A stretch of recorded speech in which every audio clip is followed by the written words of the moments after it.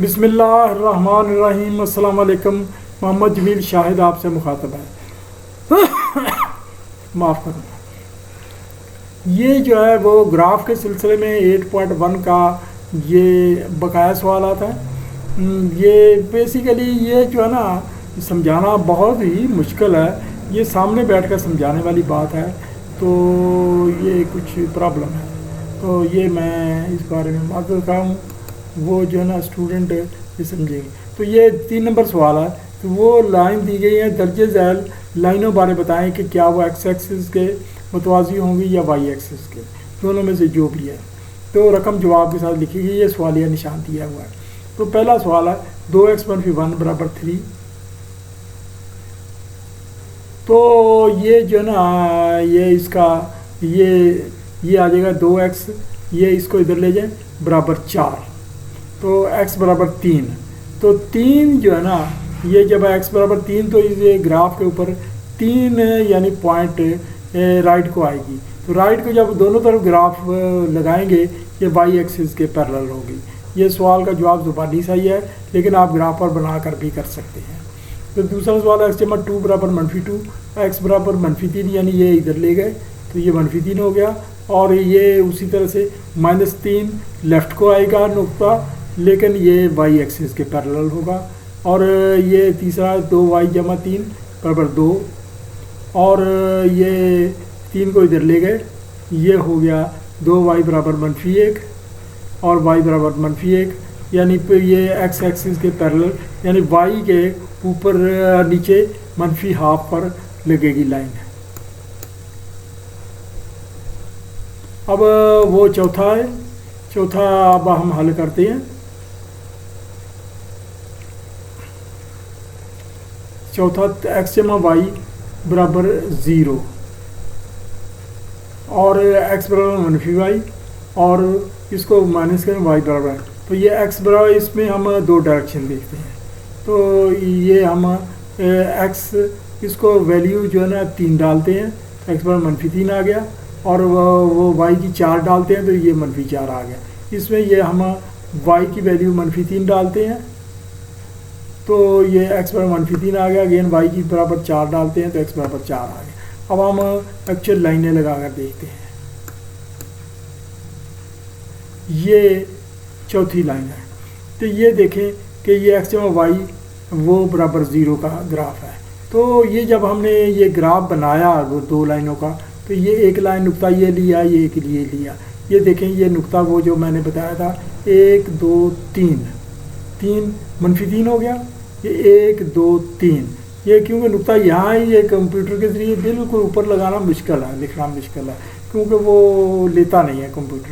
तो ये नुक्ता ये मैंने दायरे लगाए हुए हैं, आपको इससे पता लगे नुक्ता असल में ये है। तो इसका अगला नुक्ता है -4, 1 2 3 4, और ये -4 1 2 3 4। तो ये नुक्ता बन गया। तो आपका ये लाइन बन गई। तो ये लाइन के ऊपर अब आपका ये लाइन बन गई, ये ग्राफ बनाना था। तो दूसरा ये ग्राफ बन गया, ये वो 5 का 2 x-y बराबर 2 0। तो इसके ऊपर ये 2 नुक्ते लिए, और जैसे हमने लिए -3 1 2 3 -3, ये माइनस को है, 1 2 3 ये भी माइनस को है, -3 बन गया।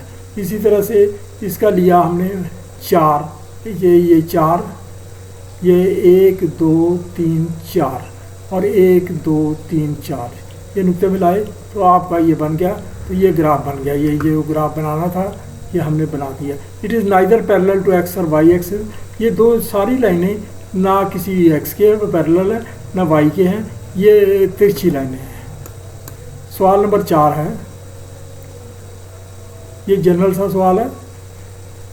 दर्जे झैल लाइनों बारे m एंड c की कदर मालूम करें अगर y बराबर mx से मुमासलत हो, यानी उससे मिलती हो। तो ये सवाल है 2x-3y -1 बराबर 0। तो इसमें अब आप y को अकेला कर लें या x को कर लें, जो भी आप पसंद है। 3y बराबर -2x-1 और y बराबर y को अकेला किया तो ये आ गया -2x 2/3x जमा 1/3। तो ये देखें ये इससे मुमासलत है, यानी y बराबर mx जमा 1/3 ये बन गया। ये मसावात से मुमासलत हो गई, यानी जिसको कहते हैं वो टैली हो गया, या वो क्या कहते हैं रिसेंबल हो गया, रिसेंबल। तो ये जो है ना ये उसके मौजूद है। तो अब इसमें फिर m की वैल्यू -2/3 निकली और y की वैल्यू 1/3 निकली, यानी और सॉरी x की वैल्यू 1/3, x की वैल्यू ये है और वो इससे रिसेंबल कर गया। तो y बराबर वो मुमासलत हो, तो ये वो उससे मुमासलत हो गई।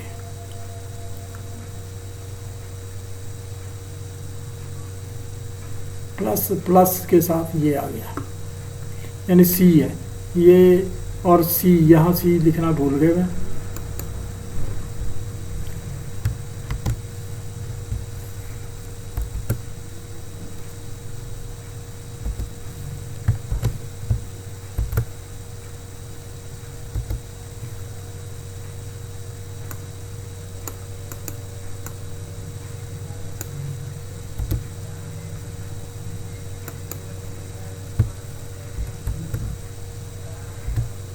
ये ही है, ठीक है।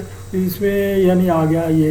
इसी तरह से ये वाला सवाल है, अब आप खुद देख लें, x - 2y बराबर -2, वो -2y क्योंकि यहाँ y निकालना है तो y को अकेला करना है। -2y ये इधर चला गया, -x -2, तो उसको y बराबर y को अकेला किया, 2 तकसीम हो जाएगा, इधर भी हो गया इधर भी हो गया। तो 1/2x जमा 2/2 1 हो गया, और ये आ गया m की वैल्यू 1/2 हो गई और c की वैल्यू 1 हो गई। और वो जो तीसरा 3x जमा y -1, इसमें y को अकेला किया, ये x इधर आ गया, वो ये भी इधर आ गया, y बराबर -3x जमा 1, तो इसमें वो m की वैल्यू -3 निकल आई और x की वैल्यू c की वैल्यू 1 निकल आई। और इसमें चौथा है 2x -y बराबर 7 और -y बराबर -2x जमा 7 और y बराबर 2x जमा 7 इसको भी उसी तरह से अगर आप देख सकते हैं ये, और जो ये चौथा भी उसी तरीके से हल किया गया, आप ज़रा गौर से देख लें। मालूम करें दर्जे झैल नुकात 2x जमा y जमा 1 बराबर 0 पर वाक़या है या नहीं है। तो ये नुकात हैं, 2 3 है, 0 0 है, -1 है, और चौथा है 2 5 है, और पाँचवा है 5 3 है। तो इसको ये देख लें, ये जो है ना वो ये तो असल मसावात है 2x -y जमा 1। तो ये जो है ना इसको अब आप देखें कि ये वैल्यू डालें, और सपोज़ ये x बराबर 2 डाला तो y बराबर 3 निकला। अगेन इसमें अब आपने वैल्यू डालनी है और फिर बाद में ये नुकात ट्रेस करने हैं। तो ये ग्राफ में इसमें 2x -y जमा 1 ये मसावात में x बराबर 2 डाला, तो ये आप फाइनली देखें जब 2 डालेंगे तो y की वैल्यू 5 आ जाएगी। आप हल करके देख लें, यहाँ मैंने पूरा हल नहीं किया गया। और x बराबर -4 डालें, y बराबर -7। अब आगे हम देखते हैं ग्राफ में। अब ये ग्राफ है, ये जो ना वो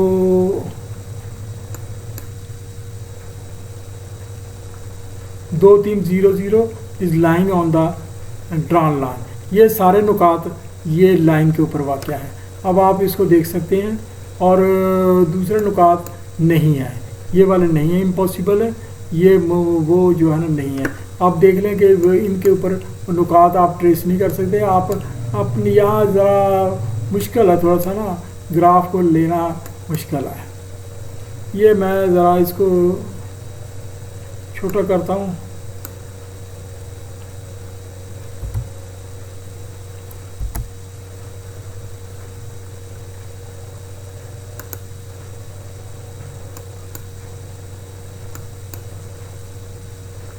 ये नज़र आ रहा होगा आपको। तो ये आप देखें, ये ग्राफ बना हुआ, ये ग्राफ बना है। तो ये पाँचवा 2x जमा y जमा 1 बराबर 0। तो ये -4, ये देखें कि ये जो है ना -4 -7 का ये तो हमने ग्राफ लिया। अब हम इन नुकात को ट्रेस करते हैं। अब मैंने इधर नुकात बनाए नहीं है, अब अगर आप ट्रेस करें तो 2 3 ये जो है ना आपको ये 2 और 3 ये इसी तरीके से ये आपको यहाँ लाइन नहीं आई, वो कंप्यूटर ने ली नहीं है, 2 3 ये इसी के ऊपर आएगा। तो इसी तरह से ये वो ड्राइंग लाइन 2 5 भी आ जाएगा, ये वाला तो एक्चुअल है, और 5 3 भी आ जाएगा, इसके ऊपर आगे आगे करके आ जाएगा 5 3, ये बहुत आगे जाकर आएगा, तो ये 3 नुकात भी आ जाएगा। तो इसी तरह से ये इम्पॉसिबल है, आप देख सकते हैं।